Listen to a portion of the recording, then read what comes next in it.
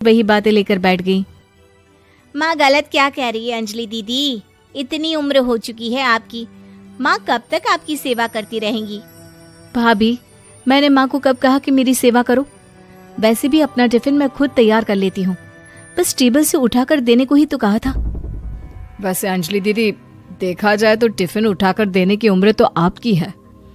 आपका अपना घर परिवार बच्चे होते तो ये जिम्मेदारी आज आप पूरी कर रही होती।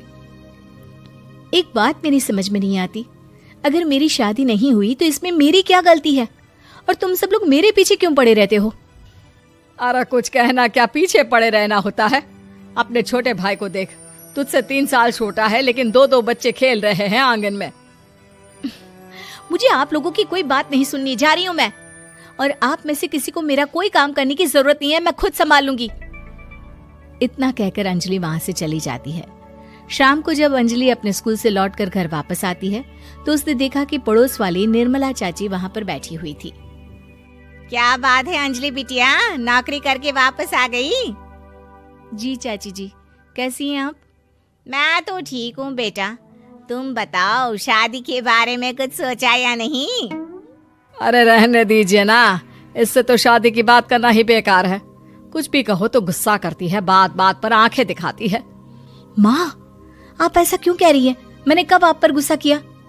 अरे अंजलि बेटा, तुम्हारी माँ ठीक ही तो कहती है, 30 की होने आई हो, अब तुम्हें भी शादी वादी कर लेनी चाहिए। चाची जी, आप तो ऐसे कह रही हैं जैसे शादी करने से मैंने मना किया हो। रहने दीजिए निर्मला चाची, हमारी अंजलि दीदी को अभी तक उनकी पसंद का दूल्हा नहीं मिला ना, इसीलिए वो शादी नहीं कर रही। भाभी, ऐसी कोई बात नहीं है। अरे तो फिर क्या बात है, तुम्हारी माँ ने तुम्हारे लिए इतने रिश्ते ढूंढे लेकिन तुम्हें कोई पसंद ही नहीं आता। क्या है ना चाची जी, हमारी ननद रानी नौकरी जो करती है ऐसे ही थोड़ी ना किसी को पसंद कर लेंगी। अरे भाई, नौकरी का घमंड है तो बात अलग है, कोई और बात हो तो बताओ, कोई रास्ता निकाला जाए। नहीं चाची जी, कोई बात नहीं है, बस मुझे अभी तक अपनी पसंद का कोई मिला नहीं है। सुन लिया आपने, इस लड़की के तो पर निकल आए हैं और इतनी उम्र में अपनी पसंद का कोई मिलेगा भी नहीं इसे। माँ, आप मेरी शादी को लेकर हमेशा मुझे ताने क्यों मारती रहती हैं? अपनी माँ की बातें तो ताने लगती है। ताने हैं? बताओ, मैंने कुछ गलत कहा क्या? देखो, ये सब छोड़ो, मेरी दूर की बुआ का बेटा है, उसकी अभी शादी नहीं हुई है, उम्र होगी कोई 34-35 साल। आप कहें तो बात आगे बढ़ाऊं? अरे हाँ, क्यों नहीं, ये भी कोई पूछने की बात है। अरे जल्दी से लड़के को यहाँ बुला लो। माँ, आप मुझसे पूछे बिना मेरी शादी की बात करने जा रही हैं, और मेरी उम्र 30 भी पूरी नहीं हुई है। निर्मला चाची कह रही है कि वो लड़का 35 साल का है। अंजलि दीदी, आपको क्या लगता है इस उम्र में कोई फिल्म का हीरो आएगा आपके लिए? देखिए, अब पसंद और नापसंद की बात तो रहने दीजिए, पसंद करने की उम्र तो आपकी निकल चुकी, अब तो जो भी मिले उसी से शादी कर लीजिए, इसी में भलाई है। तेरी भाभी बिल्कुल ठीक कह रही है, अब जैसा रिश्ता मिले उसके लिए हाँ कर देना, ताकि हम भी गंगा नहाए। ठीक है, चलिए मैं उस लड़के को कहती हूँ, वो कल ही अंजलि को देखने आ जाएगा।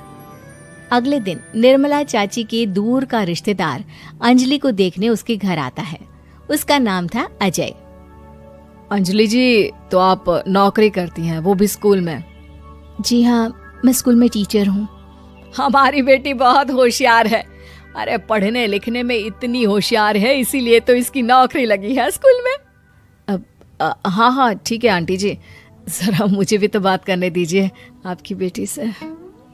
जी पूछिए ना, क्या पूछना चाहते हैं? अंजलि मैडम, ये तो बताइए कि आपने अभी तक शादी क्यों नहीं की? बस ऐसे ही, कहीं कोई रिश्ता पसंद नहीं आया इसलिए। लेकिन क्या मैं आपसे पूछ सकती हूँ कि आपने शादी क्यों नहीं की? अंजलि, क्या कर रही हो तुम? लड़कियों को इस तरह की बातें नहीं शोभा देती। रहने दीजिए आंटी जी, आपकी बेटी काफी पढ़ी लिखी है, मैं उनके सवाल का जवाब दे ही देता हूँ। वो क्या है ना, मुझे भी अभी तक अपनी पसंद की कोई लड़की नहीं मिली। अच्छा, कोई बात नहीं। वैसे आपकी तनख्वाह कितनी है, कितना कमा लेती हैं महीने का?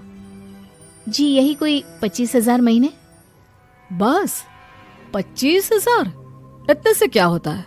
इतने से तो आजकल घर भी नहीं चलता। आपके कहने का क्या मतलब है? अरे मैं तो ये सोच कर आया था कि नौकरी वाली लड़की है, आराम से 40,000 कमाती होगी। माफ कीजिएगा, आपका और मेरा रिश्ता नहीं हो सकता। जी कोई बात नहीं, मुझे भी आपके साथ शादी करने में कोई इंटरेस्ट नहीं है। अंजलि किस तरह की बात कर रही हो? घर आए रिश्ते को ठुकरा रही हो तुम। दीदी, अब इस उम्र में आपको इतनी अकड़ नहीं दिखानी चाहिए। अच्छा खासा रिश्ता हाथ से निकल गया, कहीं ऐसा ना हो कि जिंदगी भर कुंवारी ही रह जाओ आप। कुछ दिन और ऐसे ही निकल जाते हैं और अंजलि की शादी कभी नहीं होती। अंजलि के परिवार वाले बिंदास उसे ताने मारते रहते हैं, लेकिन अंजलि एक बड़ी नौकरी की तैयारी करती है और उसमें सिलेक्ट होने के बाद अंजलि को एक बहुत बड़ी नौकरी मिल जाती है। अब तो दीदी के नखरे और भी ज्यादा बढ़ जाएंगे भाई। अब तो इतनी बड़ी नौकरी जो लगी है, अब इनकी शादी होने से रही। माँ, मुझे नौकरी के लिए दूसरे शहर जाना पड़ेगा। आप जानती हैं ये बहुत बड़ी जॉब है और इसमें पैसे भी बहुत ज्यादा मिलेंगे। अच्छा, कितने पैसे मिलेंगे बेटा? माँ, मुझे हर महीने 90,000 सैलरी मिलेगी। क्या? अरे वाह वाह, ये तो बहुत अच्छी बात है। लेकिन फायदा क्या? कितने भी पैसे मिले, शादी तो हुई नहीं ना तुम्हारी। अंजलि नौकरी करने के लिए दूसरे शहर में चली जाती है और जब कुछ महीनों के बाद वो वापस घर आती है तो उसे अपने पति के साथ देखकर उसके घर वाले हैरान रह जाते हैं। अरे अंजलि, तूने शादी कर ली और हमें बताया तक नहीं। और दामाद जी करते क्या हैं? इतनी बड़ी कार है उनकी।